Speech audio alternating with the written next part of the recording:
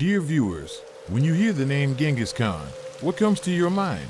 Conquest, endless hordes, terrifying power that swept across Eurasia and left an indelible mark on history. But today, I will tell you about a man who may have left an even deeper mark, but not through conquest or war. This man, whose name remains in the shadows of history, left behind an equally amazing legacy. He fathered so many children that the number may shock even the most sophisticated historians. You won't believe it, but he could compete with Genghis Khan himself in the number of descendants. Get ready for the amazing story of Moulay Ismail ibn Sharif, the Sultan of Morocco, whose life was full of passion, power, and incredible fertility. In this video, you will learn about his path to power, his brutal but effective rule, and, of course, how he managed to have more than 1,000 children. Watch it to the end and you will be amazed not only by the scale of his family, but also by how his personal life was intertwined with political intrigue and international diplomacy. Dive with us into the world of harems, palaces, and mysteries, which will open before you amazing pages of history. Stay tuned for more. The history of mankind is full of surprising and often shocking facts that are hidden under the cover of time. Our present-day hero, whose name is virtually unknown to the general public, lived in the 18th century in Morocco. His name was Moulay Ismail ibn Sharif, and he was the Sultan of Morocco from the Alawite dynasty. Born in 1645, Ismail grew up in turbulent times. His youth was marked by political intrigue, rebellions, and power struggles. However, it was these hardships that tempered his character and prepared him for future rule. Moulay Ismail became ruler in 1672, at the age of 27, after the death of his brother. His reign lasted 55 years, and during this time he managed not only to consolidate power in the country, but also to have a huge number of children. His record is so impressive that it is hard to believe its veracity. Ismail used brutal methods to consolidate his power, unafraid to resort to executions and reprisals against his enemies and even potential rivals among his relatives. Despite his brutality, he was an outstanding strategist and leader. Ismail became known by the nickname Bloody Sultan because of his cruelty and ruthlessness. His methods of rule were often extremely harsh, but this did not prevent him from making significant strides in consolidating his power. Moulay Ismail was characterized by incredible energy and will to power, which allowed him to become one of the most powerful rulers of Morocco. He skillfully maneuvered between different political factions and tribes, finding a balance between cruelty and wisdom. But it was not only by his political achievements that he made history. Moulay Ismail is known as the man who had more than 1,000 children. Yes, you heard right. He left behind an incredible number of descendants. According to historical records, Ismail had 500 sons and 342 daughters. Such fertility is due to the fact that he had many concubines and wives, which was quite common among the rulers of that time. But none of them could reach such heights in terms of the number of descendants. How did this become possible? It is largely due to the tradition of harems that existed at that time. Moulay Ismail had a huge harem of hundreds of concubines and wives. Many of them bore him children, and this allowed him to father so many descendants. Moulay Ismail's harem was not just a collection of women, but was a complex social structure where each woman had her own place and status. There were strict hierarchical rules, and many women played important roles in the court. However, harems were not just a collection of women. They were complex social structures where each woman had her own place and status. Women in Moulay Ismail's harem were not only concubines, but also educators, counselors, and even political allies. They played an important role in maintaining internal peace and stability in the state. Moulay Ismail paid great attention to the education of his children, providing them with the best conditions for their development. He strove to ensure that each of his children received a decent education and upbringing, regardless of their number. Imagine a palace in the heart of Morocco, surrounded by high walls, behind which lies a world of luxury, beauty, and mystery. This palace was home to hundreds of women, each of whom played a unique role in the life of Moulay Ismail. The Sultan's harem was not just a collection of concubines, but a real social microstructure with a rigid hierarchy and its own laws. Imagine a woman sitting in her luxurious rest, waiting for the Sultan to arrive, or mothers watching the games of their children, who in the future could become important figures in the court. Moulay Ismail was known for his passion for women. His harem numbered several hundred concubines and wives, each of whom could bear him a child. This system allowed him to have an incredible number of descendants. According to historical records, He had more than 500 sons and 342 daughters. But how could he manage such a huge family? It turns out that everything was thought out to the smallest detail. Moulay Ismail paid great attention to the upbringing and education of his children, realizing that it was they who would be the heirs to his power and might. However, life in the harem was not a fairy tale from 1001 Nights. It was a world of intrigue, jealousy, and constant struggle for influence. Each concubine sought to win the favor of the sultan because it could bring not only personal benefits, but also an increase in the status of her children. In this world, even small things could play a decisive role. For example, it is known that the sultan had a special weakness for those who could entertain him with unusual stories or talents.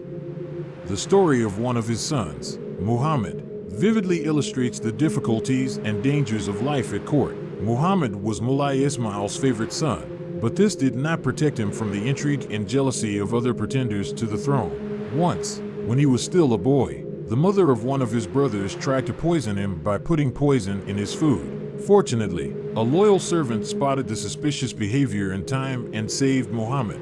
This incident only strengthened Moulay Ismail's resolve to surround his children with the best guards and mentors. Another striking personality was Moulay Ismail's wife, Lala Zainab. She was not just a beautiful woman, but also an intelligent, cunning strategist. Lala Zainab played an important role in the political life of the country, helping her husband in matters of administration and intrigue. Her influence over the sultan was so great that many considered her a true grey cardinaless at court. She skillfully used her position to consolidate her power and protect the interests of her children. Moulay Ismail's harem was also the center of cultural life. The arts, literature, and science flourished here. The sultan invited the best poets, musicians, and scholars to teach his children and entertain his concubines. One such scholar was the famous astronomer and mathematician Ahmed ibn Yusuf, who not only taught the sultan's children but also created astronomical instruments for Moulay Ismail himself. But even amidst such splendor and luxury, one could not escape the harsh realities of life at court. Moulay Ismail was ruthless to any manifestation of disobedience. Historians say that once he ordered the execution of one of his sons who was suspected of plotting against him. This incident shocked all the courtiers and served as a terrible reminder that no one was immune to the sultan's wrath. Nevertheless, Moulay Ismail continued to rule with an iron hand, ensuring the stability and prosperity of his state. His descendants, through their education and upbringing, became important figures in Morocco's political and cultural life. Moulay Ismail's influence was felt long after his death, and his legacy lives on in the history and culture of this fascinating country. Moulay Ismail realized that in order to consolidate his power and protect the country, it was necessary to establish strong ties with other powers. In the 17th and 18th centuries, Morocco was at the center of a geopolitical struggle between the Ottoman Empire, European powers, and neighboring African states. Ismail skillfully used his position to play on the contradictions and interests of these states to benefit his people. One of the most striking episodes of Moulay Ismail's diplomatic activities was his correspondence with King Louis XIV of France, known as the Sun King. In 1682, Ismail sent an embassy to France to establish trade and political ties. The French ambassadors were amazed by the luxury of the Moroccan court and the generosity of the Sultan. In his letters to Louis XIV, Moulay Ismail called him his brother and proposed an alliance against common enemies. This correspondence laid the foundation for a long-term relationship between Morocco and France. In 1704, Moulay Ismail received news of Spain's defeat at the Battle of Malaga. Realizing the importance of the moment, he offered his assistance to Spain in exchange for recognition of Moroccan claims to territories in North Africa. This move allowed Moulay Ismail to strengthen his position in the region and increase Morocco's influence in the international arena. But it was not only with European powers that Moulay Ismail skillfully played the diplomatic game. He also maintained close ties with the Ottoman Empire. Despite its desire to dominate the region, Moulay Ismail was able to establish a relationship that allowed him to maintain Morocco's independence and benefit from trade and military aid. He often sent valuable gifts to the Sultan of the Ottoman Empire, strengthening friendships and showing his respect. One of the most surprising aspects of Moulay Ismail's diplomacy was his strategy to free Moroccan slaves from European captivity. In those days, many Moroccans were enslaved by European pirates and traders. Moulay Ismail actively worked to free them by sending embassies and offering ransom. He also staged showy prisoner exchanges, which demonstrated his power and concern for his subjects. However, Moulay Ismail's diplomatic activities were not only about foreign relations. He also skillfully used diplomacy at home to consolidate his power and prevent rebellions. He often made alliances with influential tribes and clans, promising them protection and privileges in exchange for their support. These alliances allowed him to create a stable and strong state that was able to withstand external threats and internal conflicts. Despite his brutality, Moulay Ismail was a respected and even revered ruler. His rule became the golden age of Morocco, when the country prospered and strengthened its position in the international arena. He left behind not only a huge number of descendants, but also a powerful state with a developed system of governance and economy. Moulay Ismail built many magnificent palaces and mosques, which are still monuments of Moroccan architecture and culture. To conclude our story, it is important to note that Moulay Ismail's legacy lives on today. His descendants from the Alawite dynasty still rule Morocco, preserving the traditions and greatness of their ancestor. Moulay Ismail left a deep mark on the history of his country and the world. His life is a story of strength, wisdom, and diplomatic skill that still inspires many today. Dear viewers, if you enjoyed our series about Moulay Ismail ibn Sharif, the Bloody Sultan of Morocco, don't forget to subscribe to our channel and press the bell not to miss new fascinating stories from world history. More exciting stories about great rulers, intrigues, and mysteries of the past are waiting for you ahead. Give us a like, share this video with your friends, and write in the comments what stories you would like to see in the next episodes. See you in the new videos.